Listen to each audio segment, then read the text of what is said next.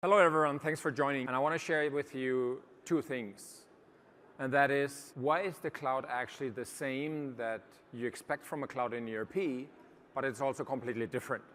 Because the one question I get when I talk to customers in projects, that is, can I have the same in the cloud that I have today, but now in the cloud? And there's a very simple answer to that, which is actually no. Because we're building a complete different ERP. My name is Sven Denecken. I'm in charge of product management at SAP for S4HANA. And I want to share you how we approach that, what is the strategy behind that, but also how you can deal with those differentiations, because you will come to that point where you need to decide about how can this very specific, this very unique thing done in the cloud. So bear with me, 20 minutes, a quick one. You can get those slides also afterwards, but let's dive right into it. So first of all, the question is always, what are we doing? And I'm going to start with the why, turn to the what, and then of course to the how.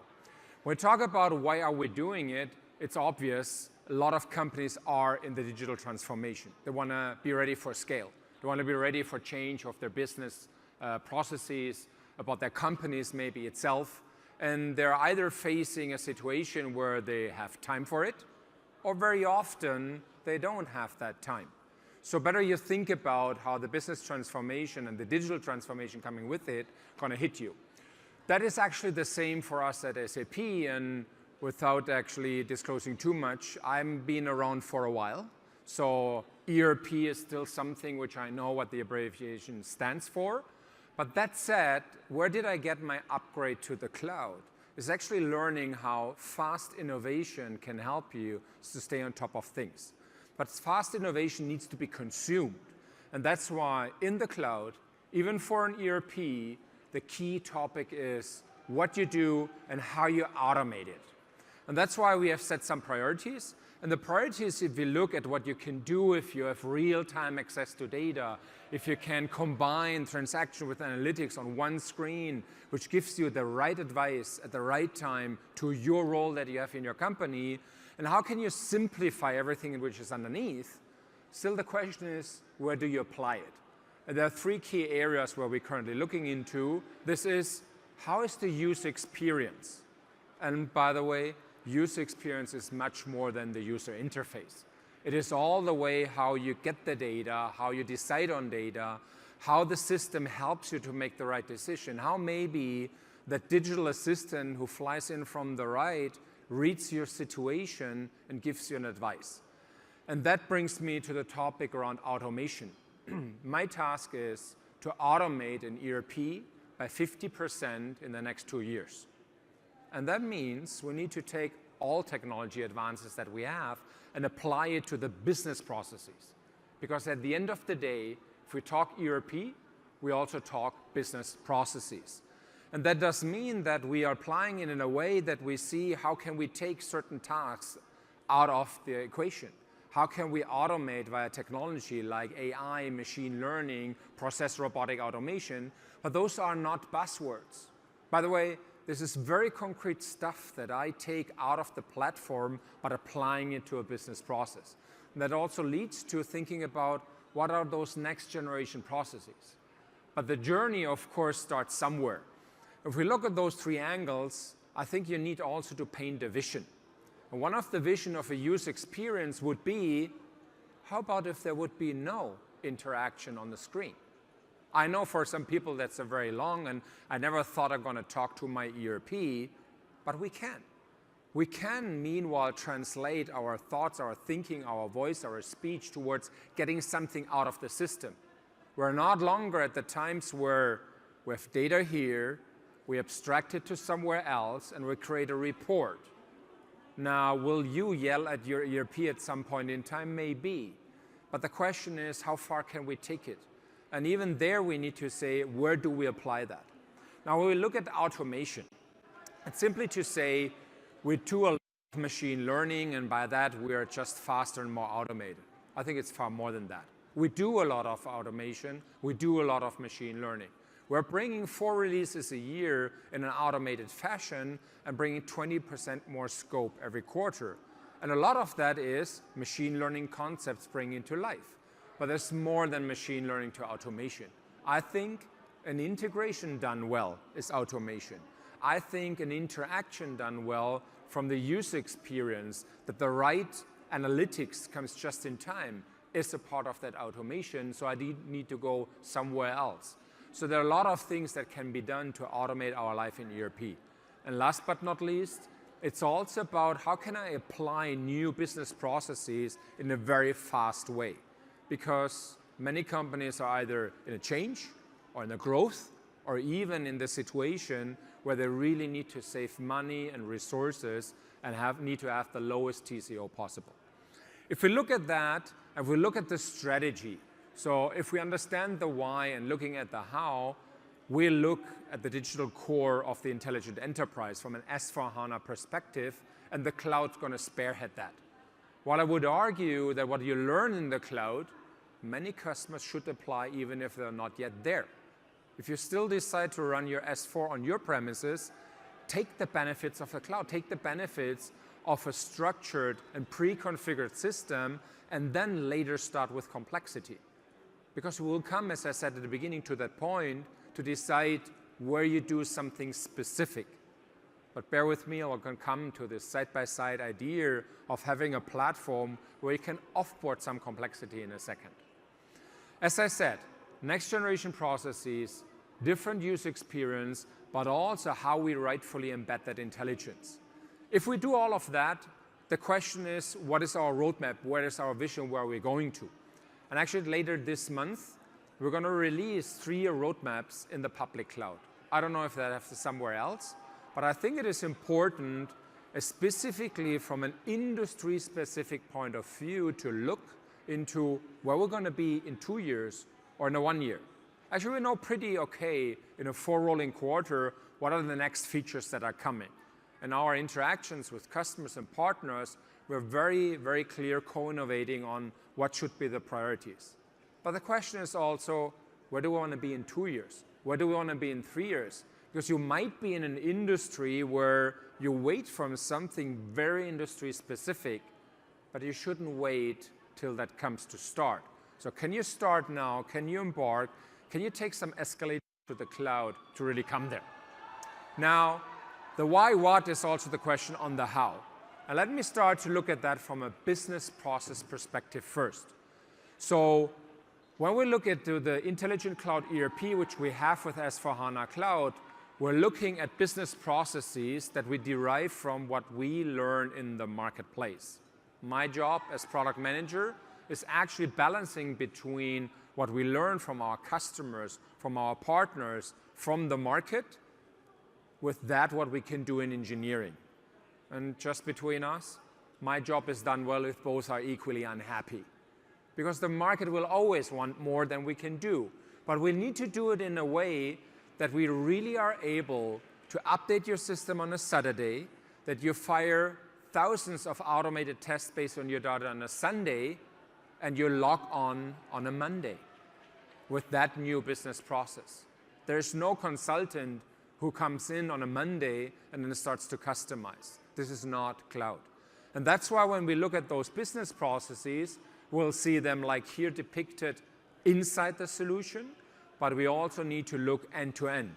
How do integrations work? Where does data come from that are leveraged, maybe also open data from the outside world, to make the right decisions around the business processes? But we need to start somewhere. And that's why we're looking at those business processes as just an eye chart around how it is done today, maybe also very specific to your industry, and what are the enablers and the levers that we can take to simplify that process, and actually, as I said, to automate that. This is kind of the recipe where we, from a development perspective, look into the priorities. Now, how do we do that? We need to do that in a way that you can plan your journey, because you need to start somewhere. Maybe you start with an administrative ERP view where you look at finance, procurement, and HR first, and you fix that, or you take that to the next level, and then you go to the more operative parts, which are very often very industry specific. But you need to have a plan. And as we are in engineering, we do have a plan. So we plan our journey around those categories also via line of business and combining them with the business processes. Now taking that, the question is how you do that in the cloud.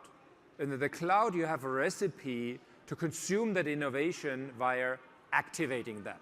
By the way, the methodology is called SAPActivate, and that word has a meaning because you don't customize. You activate business functions. And you activate that in a form like we have described it, like we have learned it together, where there would be a good starting point. But this is, and by the way, I don't like the term best practice, because at the end of the day, it's your practice that we need. But we need to start somewhere. That's why we map those business processes to actually those business functions which are codified in the system. But that's pre-configured. And that's what you use to start the first most important step into the cloud, which is fit to standard. Would you be able to use that standard to run your business process? And then you think about how to adopt it. And we have that in all of those areas and all of those processes because it is important that you understand how to manage it. And of course, we also have it in the core areas, like you see depicted here with finance, where there's a lot that you can do and need to do to bring that to a cloud fashion. So once you have done that, still the question, and with that methodology here depicted with SAPActivate, is where is now the specifics? Where is this specific to me as a company or to me in my industry? And that's why starting from those good practices, those guided configuration, and then the methodology, we do have that methodology, by the way, ingrained in the product, is please, let's also record what we do very specific. Let's make sure when we deviate from the standard that you and us do know it. Why? Because the next quarter, I come with the next solution. And for the records, when I come on a Saturday, you test on a Sunday, on a Monday, this old version is gone. So we need to be sure what we get, what we do with it, and how your maybe a specific configuration fits into that. So the key question I get in every project is, can I have the same that I have today in the cloud? And if my answer is no, that's actually right, but it's also not very pleasant. I don't want to punish anyone for standardization, so we need to have an idea how to go forward to extend the standard. And that's the last portion of this quick presentation is, what can we do to extend a standardized public cloud, SaaS, 4 times a year, automated update from a Saturday with those specifics? And another question I very often get is, well, how can I do that, and is there an app for that? By the way, we're asking this question very often to ourselves, and that's why we do build apps on the platform as a service. So I'm more the software as a service guy, but I need to rely on a very strong platform. Luckily, I have that with the SAP Cloud Platform, which gives me a lot of flexibility because it's completely open, but I'm also able to offboard some of the specifics and complexity to apps that we build there. And the same methodology we use to build it there, by the way, even that is described in SAPActivate, we give to our ecosystem. We give to our clients where maybe the ID department does some of those developments. But very often, we start also with in-app extensibility, very lifecycle compliant, before we go to decide what we do as a dedicated development on the platform as a service. Now let's assume you want to do that. How do you approach that? First of all, we've just released our so-called SAP Extensibility Explorer. You see that depicted down there with that link. Actually pretty simple, wsap.com/extends4, which gives you very clear guidance what you can do in-app or what you will do and how you will do side by side, including code snippets, examples, also partner solutions that we build on top of that, because in the cloud it's all about the speed. So check that link out. We're constantly pushing more content to actually this Explorer. Once you've looked into that, it's also important to understand how we're doing that on that platform. And the platform, as I said, SAP Cloud Platform has now been augmented specifically for S4HANA with a software development kit on top, which we do use. It's actually the same than SAP use we give to our ecosystem and to our clients, and which, by the way, uses the same data model than S4, which is important for compatibility, which uses the whitelisted APIs, which is important that whatever you build, it's stable, and when I update my system, that it's also updated. And of course, you can build whatever you want on that platform, and you can fire it against an on-prem or actually a cloud solution, which for some of our partners in the room is equally important. How do you do that? And why do you do that? So first of all, you write once your code on that side-by-side, and you connect that to both cloud and on-premise, as I said. Second, you use the same virtual data model. You have that simple integration to the cloud platform through the APIs. Yes, you can go to the API hub, but here it's already embedded. You can do continuous delivery, which very often is the question, how can I be faster?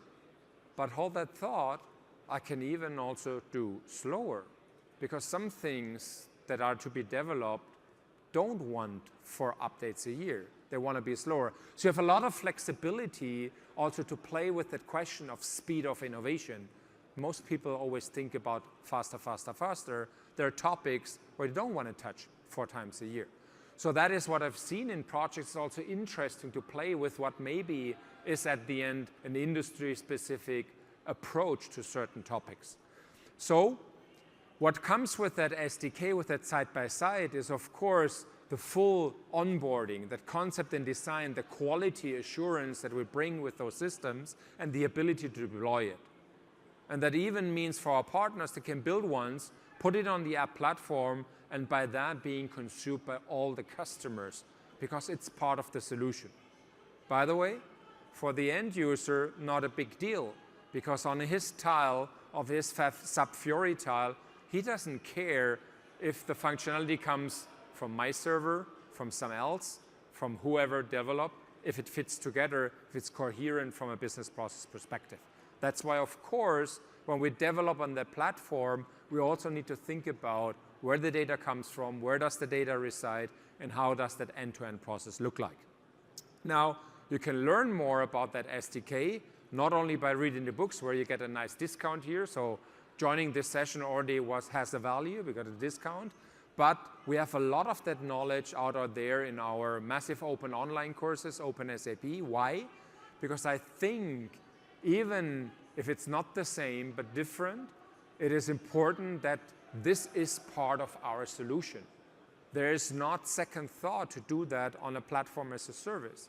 An SAP Cloud Platform is the most robust but also the most open one for developing side-by-side in enterprise class. And again, as I said, we're using the same. We have more than 25 apps meanwhile, which, by the way, you would not even recognize that are built on a platform, because for the end user it comes together. So please check that out, because it is important. Last point I would like to give you in this session is we have built a content journey to S4HANA Cloud. And as a shameless plug to this one, I want to show you that please look at those sessions. Check out how not only that journey, not only how that methodology, but also how the lifting will happen depending where you come from and where you want to go. 40% of our customers actually are net new, which means 60% of our customers are already at SAP, and a lot of them using our ERP. So the way and the journey to get from A to B is actually pretty well described. It's already part of our methodology. And that's why we have some sessions around that dedicated S4HANA Cloud journey, where you can look into, if you don't have time to visit them, they're all recorded and they're available. And even more important than behind those PowerPoints, there are experts, there are people. The SAPActivate community has more than 26,000 members. They're not all coming from SAP, I give you that in writing. There is an ecosystem created around that because we learn from each other. And that's what I want to leave you, because that's also what SAP TechEd stands for, share and contribute, because you also, as the members of this community, you will learn, and we're going to do our job to take that learning and codify it into the product, because it is important that we share that amongst us to take that journey to the cloud. Thank you very much for attending this short and crisp session, and if you have further questions, reach out to me anytime. Thank you very much.